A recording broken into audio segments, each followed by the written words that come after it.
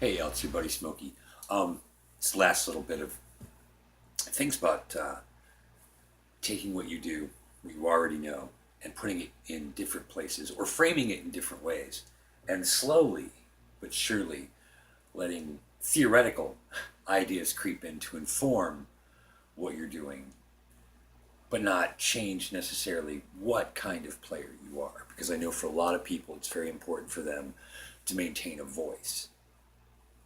And these are just tips on how to do that to inform you in ways that, can help you get into the nooks and crannies of some of the places you haven't been yet and not lose a semblance of identity. You still want to be you. Who doesn't want to be appreciated for just being them? I don't know nobody like that. But getting into the conceptual now. Okay. So I had been talking about the fact that in any major formula system, there's three minor pentatonics that are in there, and you can substitute them and tumble through them. That they're built off the scale degree of 2, 3, and 6. And I also had given you an example of, okay, well, here's how you can do it over like a static thing. And also, I showed you how to move just a major key through keys, as we did on doing say. So now, here's something that will help you work on pentatonics and changing keys, but you get to stay in one position. See, here's that next step thing I always like wind up hiding in a corner working on. And now I just get to share it with you. So, could it be madness? Is it alive? Yes, it's alive. It's alive. This idea is a living thing. So, get ready for it. What happens? And just for simplicity's sake, we'll do A minor pentatonic because everybody knows it. It's kind of where everybody starts. So, going back to the root of all this. So, this is all going to transpire over A. But over a static bass line that I've got going, there's chord changes. What? Yeah, there's a funky A bass line, and over it, we're gonna get an A minor 7, right up on the 12th fret. This, it's a G sus. It's G, C, G on the 12th fret, A, so there's a 9, and then the D on top. So it's a G sus 9 thing, but I'm still thinking G major when I'm doing this. So I'm treating the A minor 7 as a 6, so we're in C major. Over this G sus 9, I'm thinking G major. Now the next chord is F. This is all happening off the 8th fret on the 5th string starting. F, B flat, E, A, C. Now, in my mind, this is from F major. And then this E sus 7 with, let's see, a flat 6 and a flat, oh no, the minor 3rd, sorry.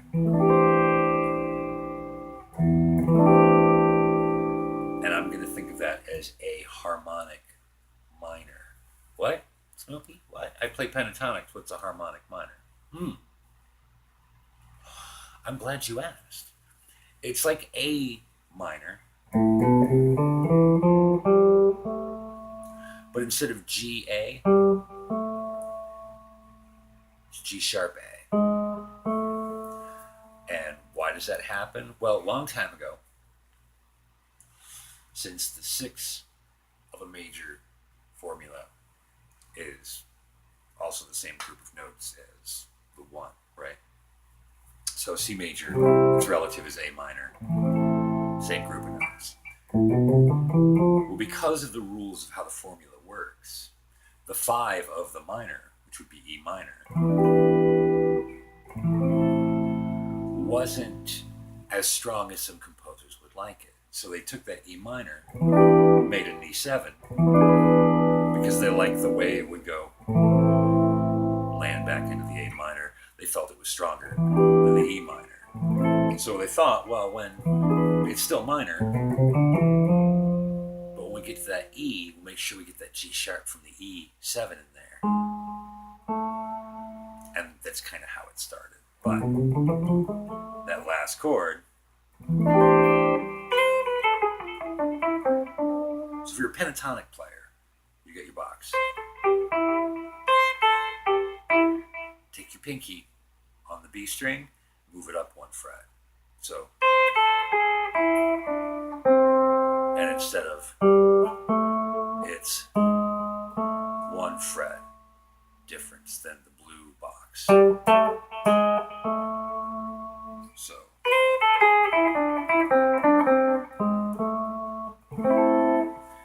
there's a little trick for you.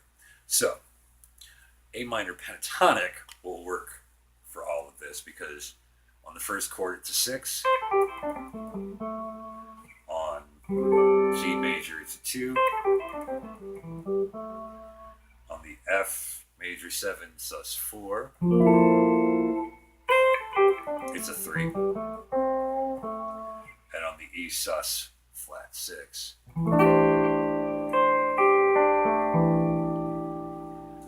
it's harmonic minor.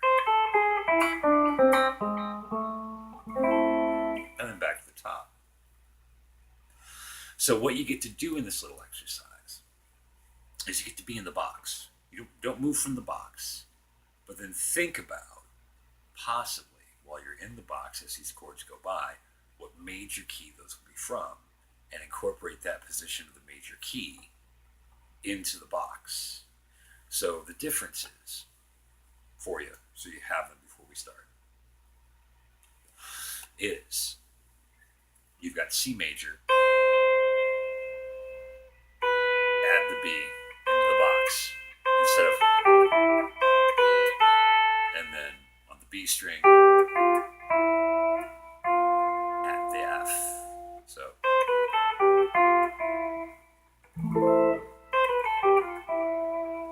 over the G sus 9, B, it's the same thing here as it was the last time. The change is on the B string instead of the F, you're going to have the F sharp instead.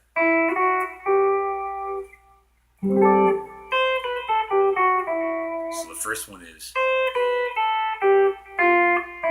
second one is over the F sus major 7. It's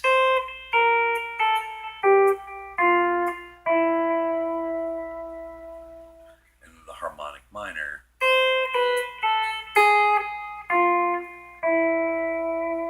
And we're just going to work on those two strings while we go through this, just so you can hear those differences. But the A minor pentatonic will work over the whole thing. I promise you. This is the kind of stuff that kept me out of the good schools. Really, really did. It did. So.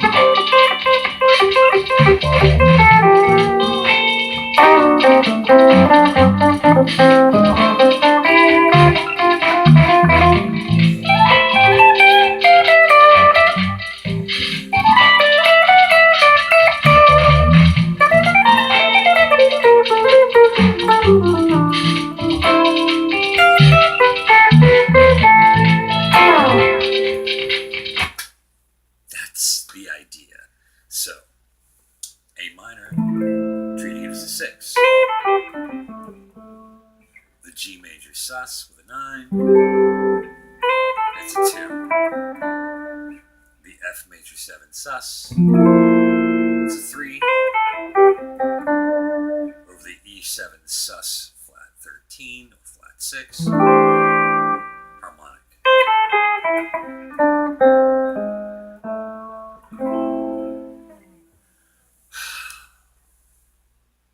Soaking that in? Got it? God, I hope so. Because I'd hate to think this is just the crazy shit that's going on in my mind. But it might be. Thanks for coming to the lab. This is the little R&D part for you. Just taking your ideas and framing them again in another step that you can think of. So, pentatonics are everywhere. They're hiding in every nook and little cranny. So don't think that you can't do something with them. You can't. Promise. No worries. And if you have any questions, just ask your buddy Smokey here at the lab. We'll talk to you later. Y'all have a good night. Love you. Mwah.